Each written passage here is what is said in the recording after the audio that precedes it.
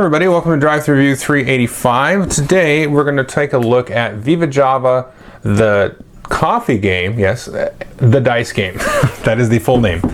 So it is a quick little dice filler game based on sort of the VivaJava board game, which came out a couple of years ago. I believe this was on Kickstarter about a year ago, and I have been told by the publisher it's out of print right now, but they should be actually doing another print run pretty soon. So I've kind of sat on this review a little bit just because you couldn't find it anywhere, and now you can. So let's jump into how it works, and then I will tell you what I think. So here you've got a whole mess of components that come with the game, but at any given time you're not really going to be using that many of these different components.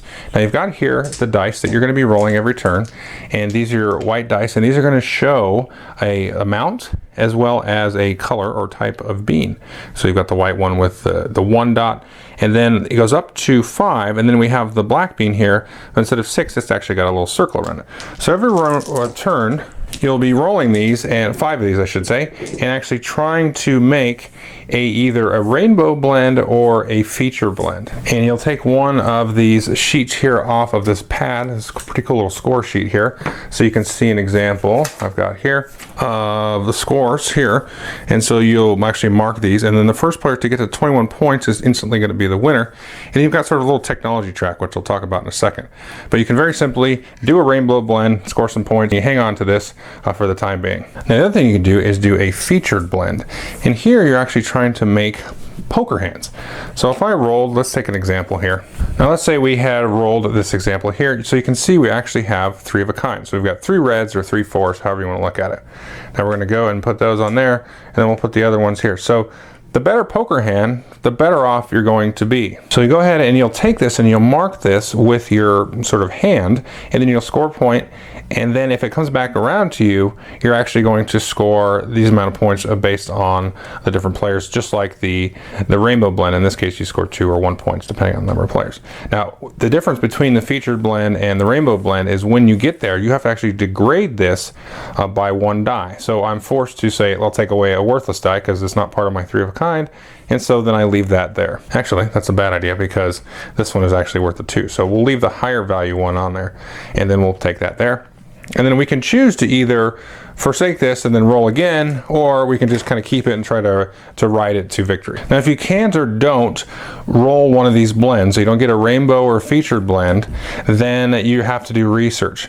And again, you can only do rainbow if you get one of each color, and you can only do featured if you can beat the current featured blend. So sometimes you're forced to do research.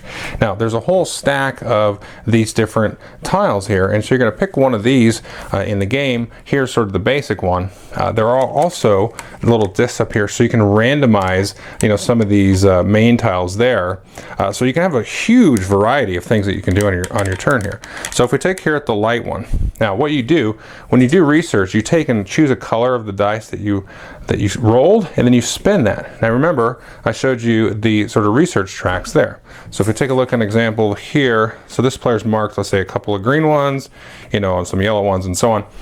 Now once you get to the 1x column here, then you can activate whatever the corresponding ability is there. Once you get to the 2x, then you can activate it twice. And the game comes with these different cards that show you all the different special abilities are and what they do.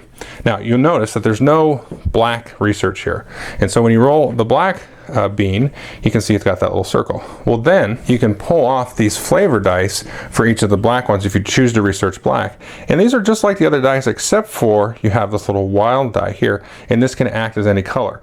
Now the other cool thing is not only they just kind of repeat what you get, but you can roll these along with whatever white dice that you roll on your turn. So they're going to give you the possibility to get like 5 of a kind and all kinds of crazy stuff like that. Now the other thing to note about these research tracks is they can score you points. So once you fill up a track all the way there, you're going to mark it with one of your discs like so. Everybody gets different colored discs, and then you're going to score points equal to the amount of points indicated by the action themselves. themselves. So sometimes you just do that just to score points that way. And then so you start off the game with like not really having any special abilities at all, but then as you unlock these, you get different things. So you can take and reroll dice, you can improve a bean, so basically bump it up, you know, from in this case a 4 to a 5. You can actually take one of your discs and block one of the actions on here. This one gives you extra flavor dice and so on. And like I said, there's a ton of these, just so many different special abilities and little things that you can tinker with and play with to be able to, you know, change up your gameplay. So it's very, very simple. You either roll dice and then score some points and hope to keep these round by round and score extra points, or then you can spend research and get different special abilities and, you know, do cooler stuff with your dice. Okay, so that is VivaJava, the coffee game, the dice game. What do I think of it? Well, I really am kind of surprised how much I enjoy this and how much intricacy and I don't want to say depth because it's definitely a filler game, but just kind of the variability of what you can do and what you can tinker with and play with. Now, the one thing I really like is the whole thing with writing the featured blend and trying to score that over and over and over again. But if you do that too early, I mean, you can get really lucky and just sit on a nice roll and score like 10 points. But that's going to peter out because, again, you have to sort of degrade that blend. And then other players that have been spending their turns doing research are going to be closer to scoring points for those researches, but also be able to do more stuff on their turn. Because at the beginning of the game, you just like roll a dice and go, that's what I got. First time you play it, it's like, this is dumb. I don't get to do anything. But you do. You get to choose to do research or choose to sit on points right at the beginning. So right away, you really do have a choice. And there's a ton of special abilities in here. So there's like a worker placement kind of disc in here where you can place your discs on it and you block out and you only get that ability. So that's pretty cool. So it's like there's a system here, which is neat because a lot of times with these dice games, you have like King of Tokyo, Roll Through the Ages, and a couple other ones I'm probably forgetting.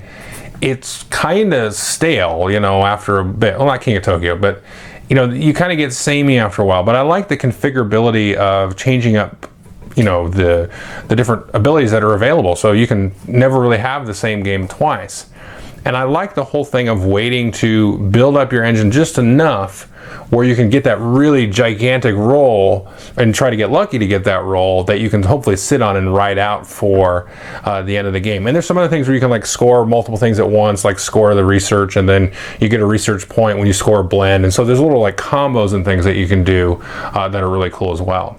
So I recommend this game, and I know I said at the beginning of the review it's going to be available soon. I don't know exactly when, but I did talk to the publisher and they said, yes, we're going to be reprinting it again and doing another order thing. I don't think it's going to be Kickstarter. It might be, but I think you'll be able to buy it from, well, Greater Than Games / Dice Hate Me, whatever you call them.